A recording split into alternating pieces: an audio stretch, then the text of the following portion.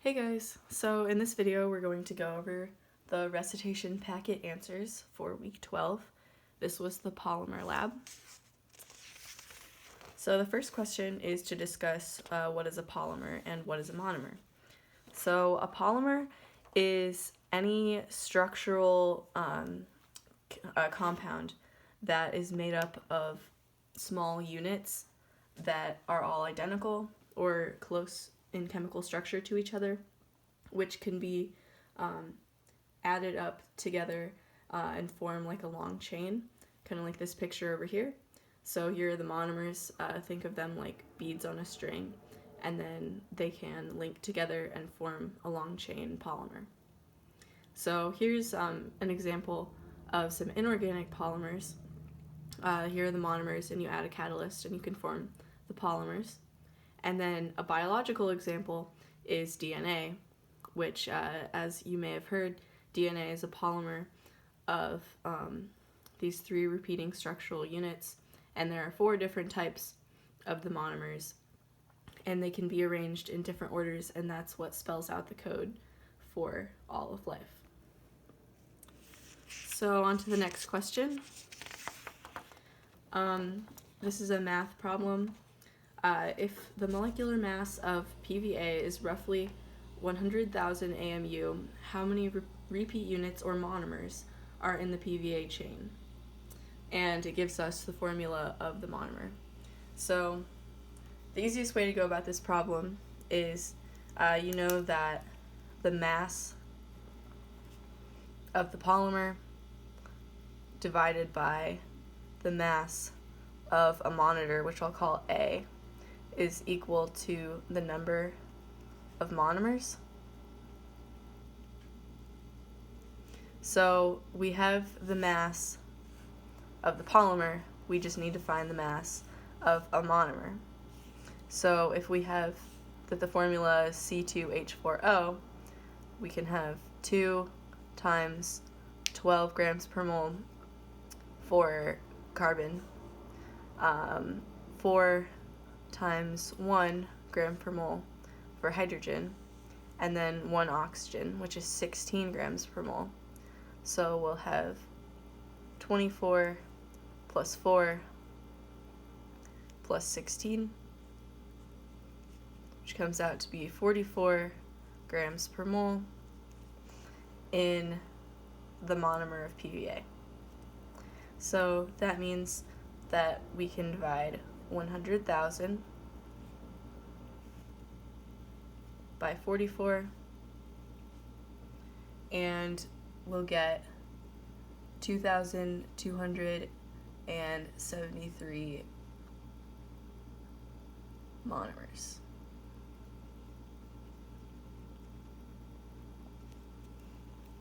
All right, so on to the next one. This question asks to identify each of the following reactions as an addition reaction or a condensation reaction. So addition reactions are when you add the next unit, the next monomer, and it just links to the chain through a chemical reaction other than condensation, which condensation requires that you have a hydroxyl or OH group on one side. This is one monomer, and then on the other side you have to have something with an H on it. And then you'll link together the monomers, but you'll end with a water molecule because the OH and the H both leave the separate sides. And we call that condensation. Think of like if you're outside in the summer with like a cold drink and you get the condensation or like the water droplets on the outside. So condensation, we're losing water. So water is going to be one of our products. So how we're going to know if it's addition or condensation? If there's water at the end, it's condensation. Otherwise, it's addition. So that makes this problem pretty simple. So this first one, polyethylene, we have this monomer, N number of them makes the chain, and I don't see water over here, so this first one is going to be addition.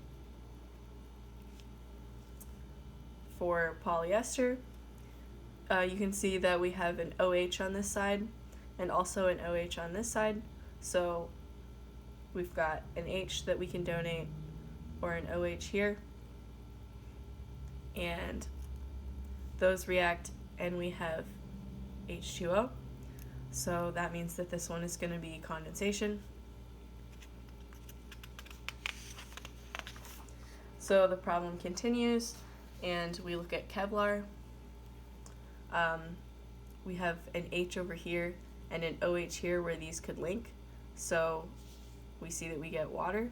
So this one's also going to be condensation. And then this one, there's no products over here other than just the polymer, so this one has to be addition.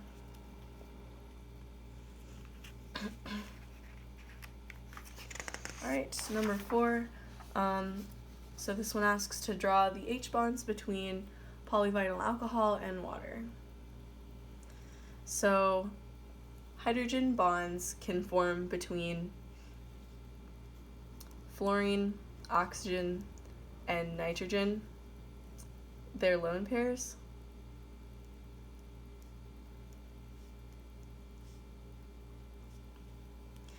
And then what happens is we have these be donors to hydrogens, which might be attached to something else.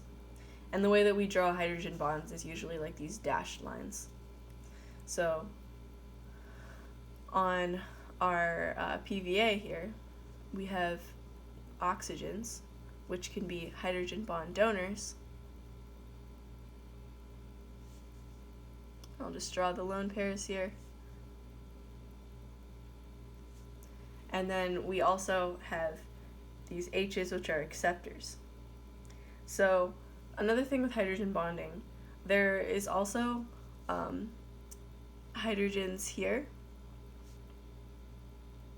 but these cannot take place or take part in hydrogen bonding because they don't have a polar bond. These are very covalent bonds with carbon.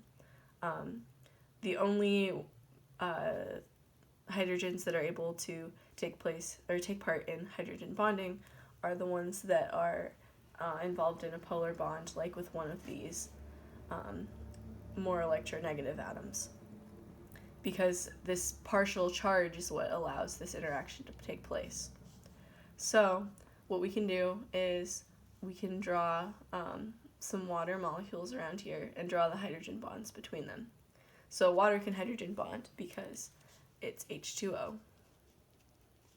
So it looks like that.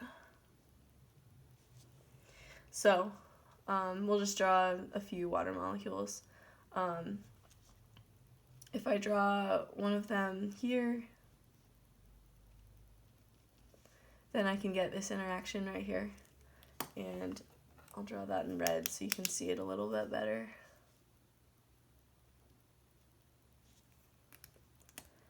And then this hydrogen here can be an acceptor.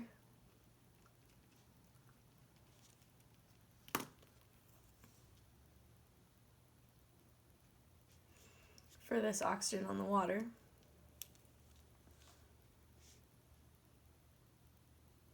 And then we'll draw another one right here.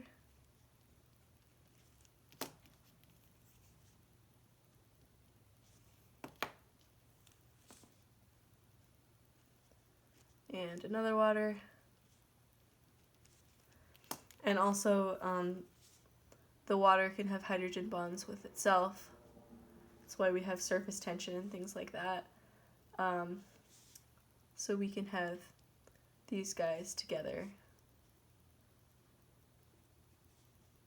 And these guys together. Because remember that oxygen does have 2 lone pairs, not just 1. So, and then I could draw 2 more on here, but if you get the idea, we can have hydrogen bonds between any of the O's or the H's that are bonded to the O's. So we'll move on to the next one. Number 5, what is the repeating unit of the condensation polymer obtained by combining succinic acid and 1,2-ethylene diamine, and what functional group forms in this reaction? So I'll draw out our two reagents, and then I can show that reaction. So succinic acid, I'll draw that again so it's a little bit easier to see.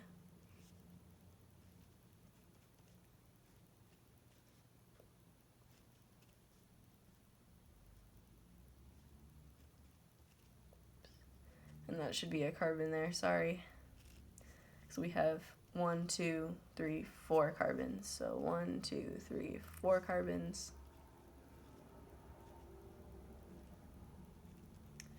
And then we're adding this amine.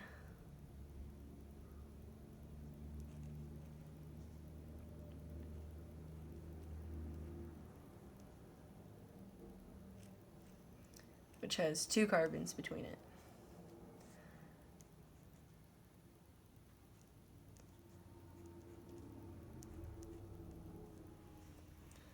So when we react these together, we can see that we have this similar pattern of having an OH and having an H. So this is going to be a condensation reaction. And we notice that we also have the same thing on the other side. So either end of this molecule can react. But what we're going to do is, I won't draw, well, actually, I have some room.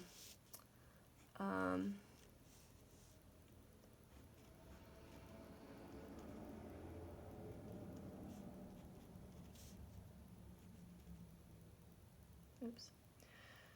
So this bond is now going to be with the nitrogen, and we got rid of the OH, and we also got rid of one of the H's.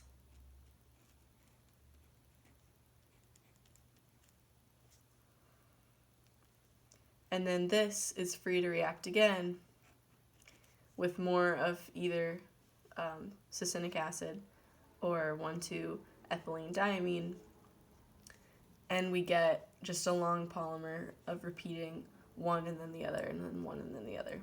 So this is going to be kind of the repeating unit right here.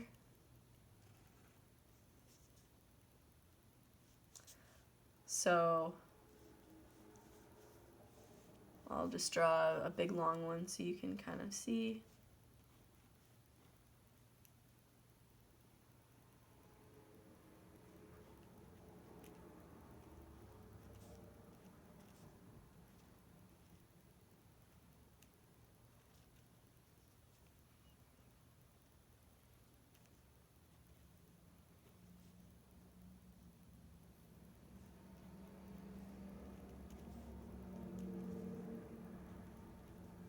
And then this problem also asks what functional group did we form? So the functional group that we formed is going to be in this area here where we made a new bond. So if you'll recognize from some of the other polymers that we looked at, this is called an amide bond.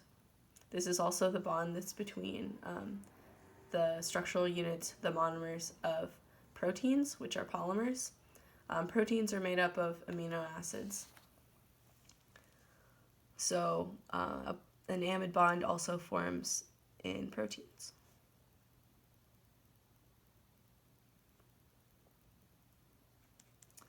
And that is all I will draw for this one. But you can kind of see, here's the ethylene diamine, and then here's the succinic acid. They just keep repeating.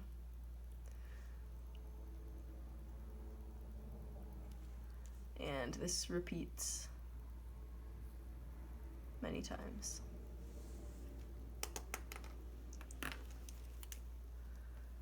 All right.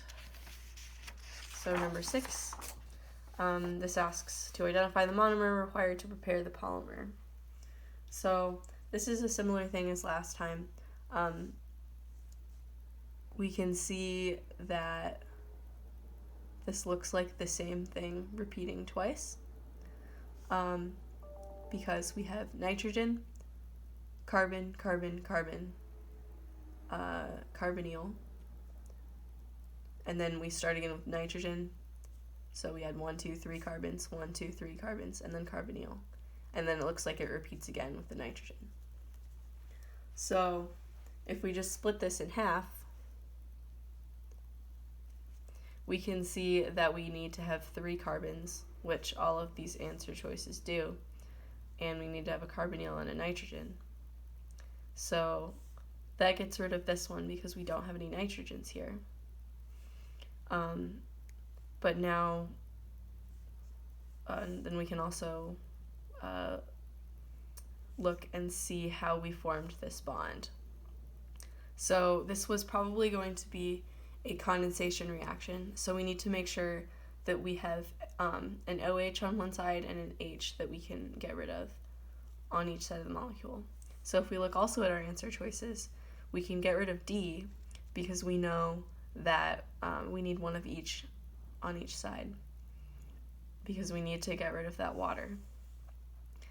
So that narrows it down to this one and this one. So when you're preparing an amide bond, this one already starts with an amide bond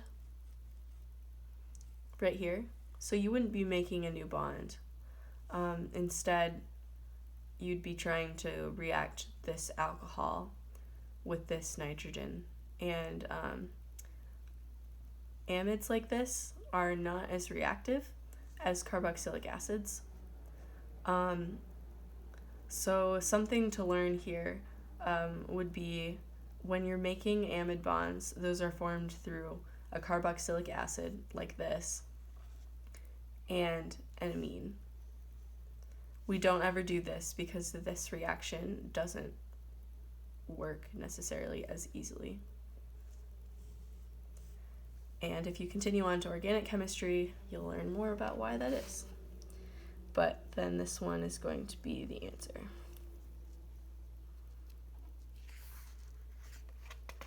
All right, I believe there's a number 7. Yep, okay, so DNA. So this question says to circle the repeating structural unit in the portion of a DNA chain shown on the right. Name 3 components of the repeating structural unit in DNA. So if we look at this, if you look at the pattern, we've got this big pentagon with a base on it, and then we have a P with oxygens on it. So the repeating structural unit, if you were to just like split up, would be this area here.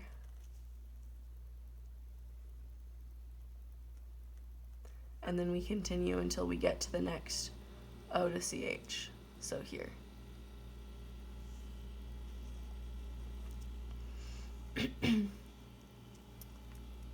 So this is what's called a nucleotide. Nucleotides make up DNA. That's the name of the monomer, excuse me. And then the 3 components of DNA are going to be, one of them is already just kind of abbreviated, but we have the base, the nitrogenous base.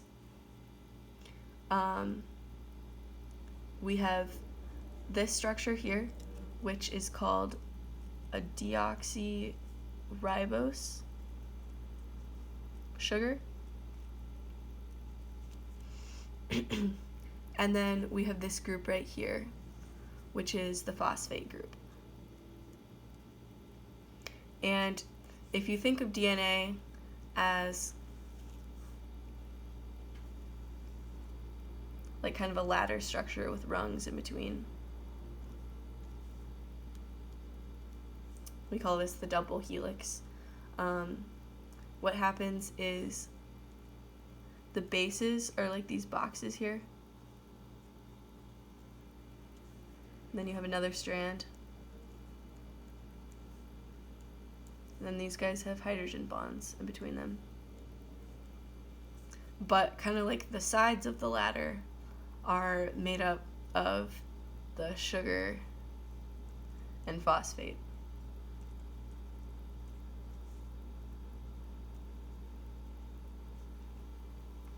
And then this is what spells out the code for DNA.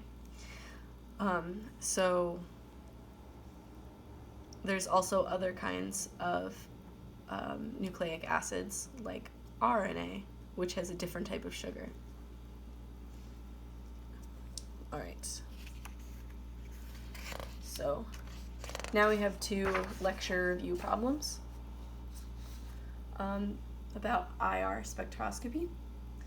So an IR spectrum shows a broad signal at 3200 1/centimeters.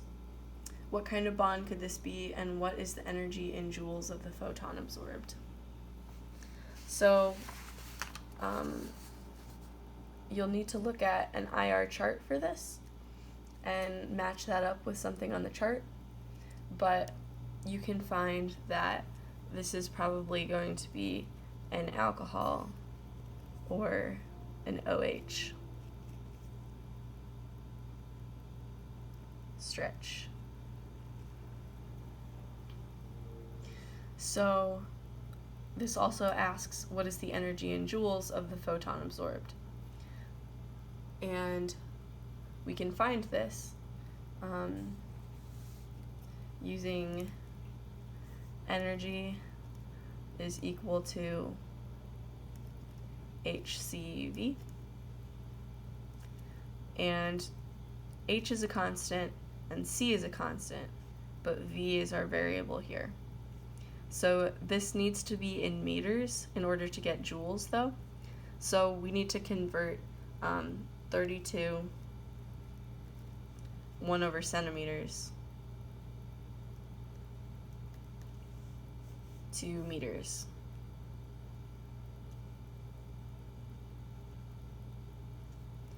So normally you'd say that there's 1 meter in 100 centimeters, but since these are inverses, we flip it. So there are 100 1/meters in 1/centimeters. So that might seem a little confusing, but you just remember that you need to flip everything. So now we can plug this in and get H, which is 6.626 times 10 to the negative 34th, times the speed of light, C, 3 times 10 to the 8th, times V, which is 3200 times 100. And then you should get 6.36 times 10 to the negative 20th, and this is in joules. Okay?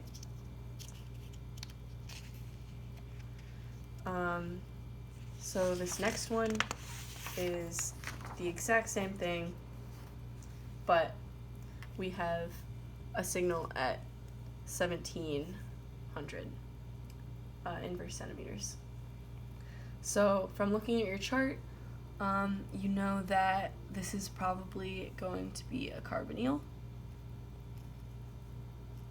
which is a C double bonded to an O. And then to find the energy, we can plug that in again, for E equals HCV, which is 6.626 times 10 to the negative 34th, times 3 times 10 to the 8th, which is C, and then times V, which we determined before was going to be 1700, and that's inverse centimeters over, or times 100 inverse meters over centimeters inverse centimeters. And then here you get 3.37